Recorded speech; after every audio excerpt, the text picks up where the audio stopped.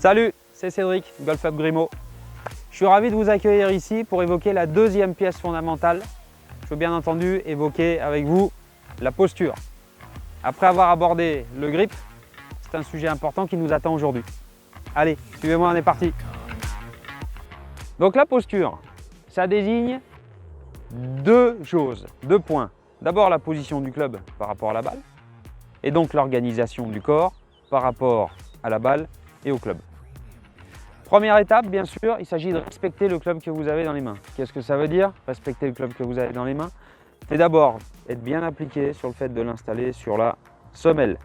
Pas comme ça, pas comme ça. D'ailleurs, au passage, si jamais, quand vous êtes bien installé devant la balle, vous observez que le club est sur le talon, allez vite voir votre Pro Shop et puis faites régler le lie. Le lie, pour rappel, c'est l'angle qu'il y a entre le manche et le sol. Ça, c'est très important pour le centrage de la balle.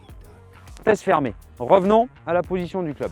Donc, première étape, position du club sur la semelle.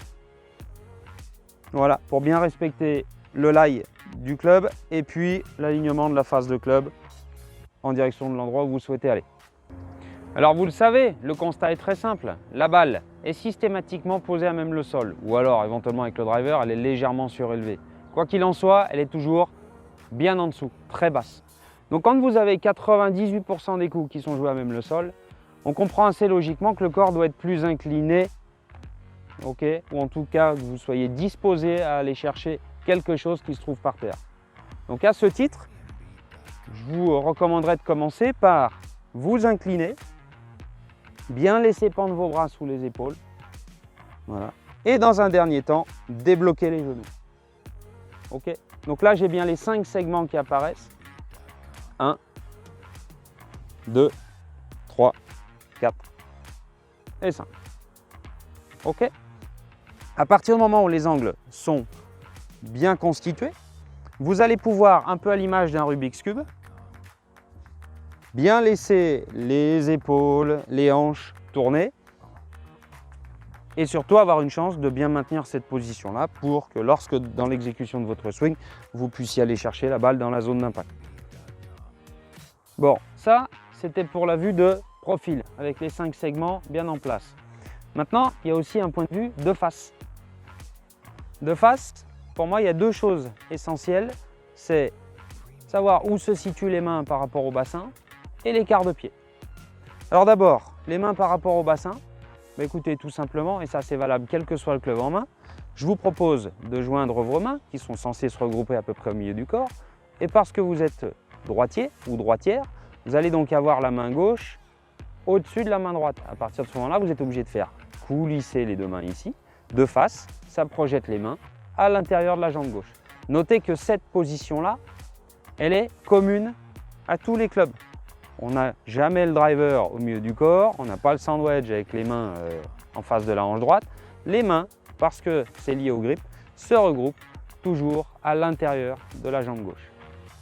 Il ne s'agit pas, parce qu'on a un club très long, de se tenir tout droit avec un club qui pointerait au milieu du sternum, au milieu du buste, ou alors de se pointer, de se présenter avec un sandwich parce qu'on est très près et que le club est très court, avec un club qui est très court comme ceci, avec une position très inclinée et un club qui passerait entre vos pieds comme cela. Donc l'objectif, pour que ce soit très simple pour commencer, bien sûr qu'après on règle des petites choses, mais d'une manière générale, l'enveloppe globale est toujours la même. Voilà. Vous avez les mêmes angles qui sont conservés. Et puis, parce que les clubs n'ont pas la même longueur et des lies différents, eh bien, vous pouvez présenter la même position devant la balle. Ça vous permettra d'exécuter un swing plutôt correct, voire bon, voire très bon, et d'attraper la balle sur le passage, parce que la position, si vous utilisez bien le corps, sera conservée. Deuxième point très important de face, l'écart de pied. Quel est le bon écart de pied? C'est une question qui m'est souvent posée dans le cadre des leçons. Finalement, la manière la plus simple d'y répondre, c'est la suivante. Eh bien, ça dépend de la manière dont vous allez pouvoir finir votre swing.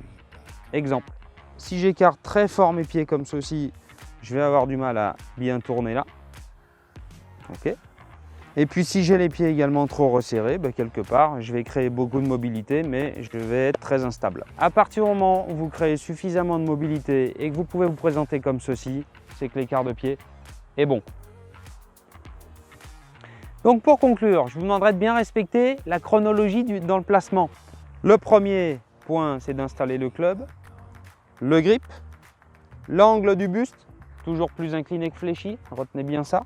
On regarde au fond d'un trou, c'est une image, mais c'est intéressant pour maintenir l'angle.